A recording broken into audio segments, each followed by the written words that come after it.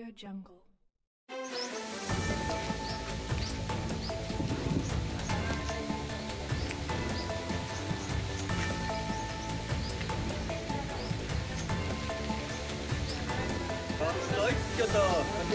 వర్ధిల్లాలి కార్మికుల ఐక్యత, వర్ధిల్లాలి కార్మికుల ఐక్యత. ఇవ్వాలి 3 నెలల జీతాలు వెంటనే, ఇవ్వాలి గ్రామ పంచాయతీ కార్మికులకు 3 నెలల వేతనాలు వెంటనే. జిందాబాద్ సిఐటియు, జిందాబాద్ జిందాబాద్, జిందాబాద్ సిఐటియు, జిందాబాద్ జిందాబాద్.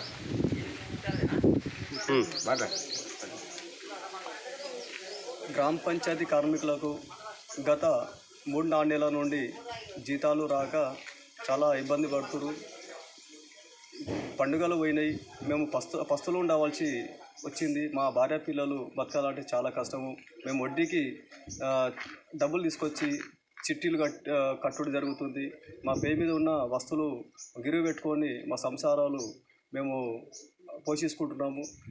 మా పిల్లలకు జ్వరాలు వస్తే ఎవరు గిట అప్పు ఇవ్వడానికి ఎవరు ముందుకు వస్తలేరు. కాబట్టి మేము ఈరోజు మనోహరాబాద్ మండల కేంద్రంలో ఎంపీడీఓ కార్యాలయం ఆఫీస్ దగ్గర ధర్నా చేయడం జరుగుతుంది. గత ప్రభుత్వము కేసీఆర్ ప్రభుత్వం ఉన్నప్పుడు మాకు జీతాలు కరెక్ట్ వస్తుండే. ఇప్పుడు కాంగ్రెస్ ప్రభుత్వం వచ్చిన తర్వాత, మేము గెలిచిన తర్వాత మీకు మేనిఫెస్టోలో గ్రామ పంచాయతీ కార్మికుల సమస్యల పైన మేనిఫెస్టోలో పెట్టడం జరిగింది. అదేవిధంగా మేము రాగానే గ్రామ పంచాయతీ కార్మికులకు పర్మనెంట్ చేస్తాము. గ్రామ పంచాయతీ కార్మికులకు ప్రతి నెల ఏదైతే ప్రభుత్వ ఉద్యోగులకు 1వ తారీఖు నాడు జీతాలు వస్తాయని చెప్పేసి గ్రీన్ ఛానల్ ద్వారా మన పంచాయతీరాజ్ శాఖ మంత్రి సీతక్క చెప్పడం జరిగింది. ఇంతవరకు మీ చెప్పడం మట్టుకే జరిగింది కాబట్టి ఇప్పటి వరకు ఎవరికి జీతాలు రాలేవు ఫస్ట్ టైం. అయితే మా గ్రామ పంచాయతీ కార్మికులు అంటే మేము బడుగు బలహీన వర్గాలమా అంటే మేము దళితులం కాబట్టి మా మీద ప్రభుత్వం చిన్న చూపు చూస్తుంది.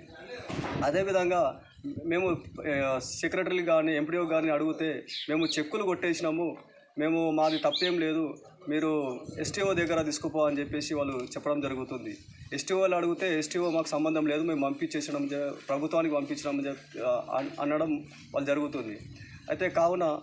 అయితే గ్రీన్ ఛానల్ ద్వారా మాకు ఇప్పుడు రాష్ట్ర ప్రభుత్వం బడ్జెట్ సమావేశంలో మా యొక్క గ్రామ పంచాయతీ కార్మికుల సమస్యలు పట్టించుకోవాలని చెప్పేసి మేము ఇలా మనోహరాబాద్ మండల కేంద్రంలో ధర్నా నిర్వహించడం జరిగింది.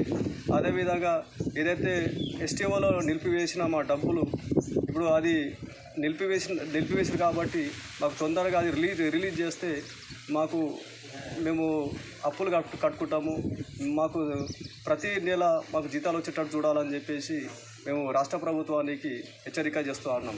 లేదు అంటే ఇదే విధంగా నిరవధిక సమ్మెకు పోతామని మా కార్మికులందరం ఐకమత్యం చేస్తున్నాము.